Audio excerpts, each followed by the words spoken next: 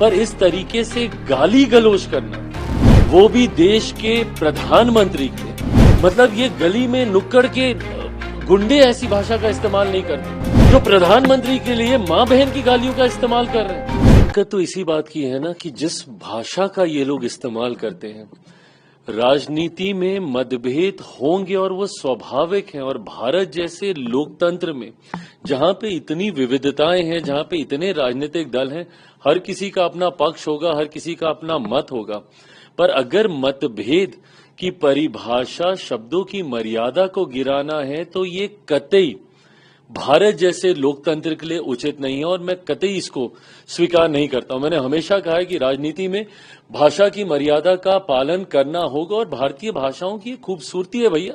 इतना बढ़िया शब्दकोश है भारत की हर भाषाओं के पास कि आप बड़े से बड़े विवादित विषय को बड़े से तीखा वार आप मर्यादित शब्दों में कर सकते हैं, पर इस तरीके से गाली गलौज करना, वो भी देश के प्रधानमंत्री के लिए, ये कतई कोई स्वीकार नहीं कर सकता है। भाई मेरे प्रधानमंत्री हैं वो, हमारे देश के प्रधानमंत्री हैं वो। अगर आपको उनके किसी विषय को लेकर ऐतराज भी है तो आप अपने पक्ष को रखिए ना, पर मर्यादित होकर उस पक्ष को रखिए। आप हमारी नीतियों को लेकर हमें घेरने का काम कीजिए, आप हमारे कार्यों को लेकर हमें घेरने का काम कीजिए, पर यह कौन सी परंपरा की शुरुआत है कि आप गाली गलौज करेंगे? इसको कतई कहीं नहीं स्वीकार किया जा सकता। और कांग्रेस जैसी पार्टी जो कि देश की सबसे पुरानी पार्टियों में से एक है, कांग्रेस जैसी पार्टियों के रहते हुए इस तरीके की भाषा का इस्तेमाल किया जा रहा है। और किस तरीके का गाली गलौज, मतलब ये गली में नुक्कड़ के गुंडे ऐसी भाषा का इस्तेमाल नहीं करते।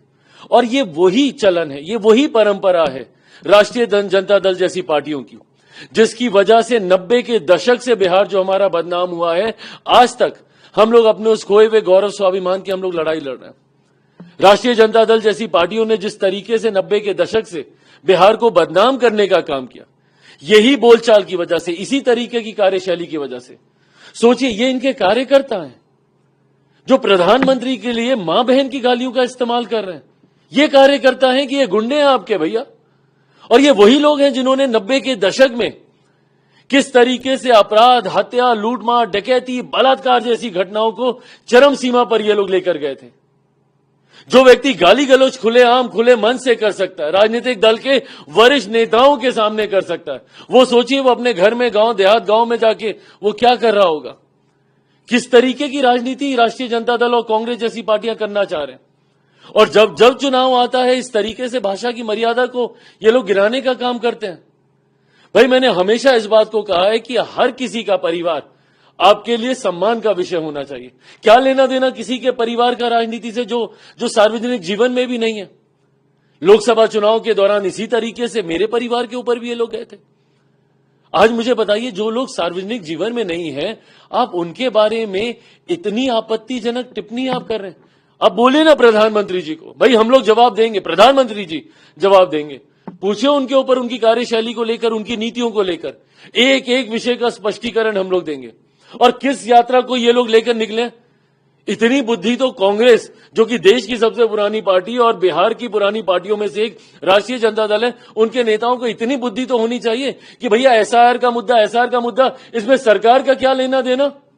केंद्र सरकार ना 3 में ना 13 में, आपने बार बार आपत्ति दर्ज कराई चुनाव आयोग के सामने जाकर। आप बार बार वहां पे गुहार लगा रहे थे कि भैया ये वोटर लिस्ट में धांधली हो रही है, वोटर लिस्ट में धांधली हो रही है। आपकी शिकायत के ऊपर उसका निवारण करने के लिए चुनाव आयोग ने एक प्रक्रिया का इस्तेमाल किया। इसमें केंद्र सरकार कहां से आ रही है भाई?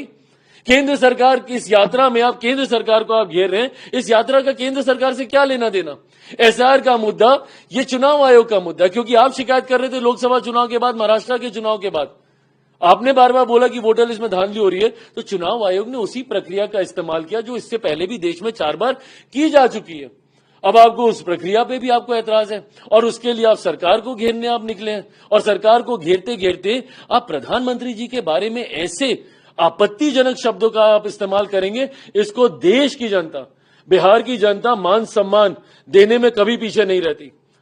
लोकसभा के दौरान भी जब इन्होंने मेरे परिवार के लिए भी ऐसे शब्दों का इस्तेमाल किया था, तुरंत इनको जवाब मिला था।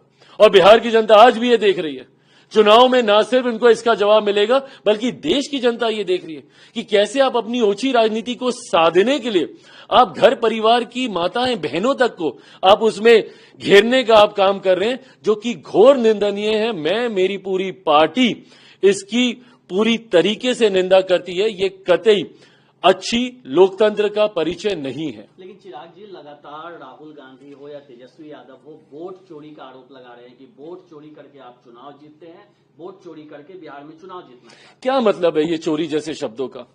लोकतंत्र में आप जी रहे हैं, कभी आप प्रधानमंत्री को घेरते घेरते आप पूरे चौकीदार समुदाय को आप चोर बोलने लगते हैं।